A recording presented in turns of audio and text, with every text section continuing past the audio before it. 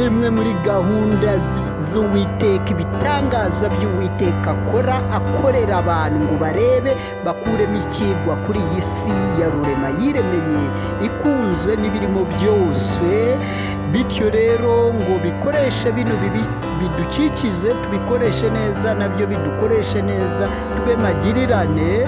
Bityo rero bantu banjye hirya hino ku isi yose, mumenye ko Uwiteka yakoze imirimo ye, natwe adusaba dukora iyacu, twite ku bidukikiza, ibyatsi n'ibyakatsi byose, inyamaswa n'ibinyamababa byose, n'ibinyamazi n'ibikururanda n'ibigenda byemye.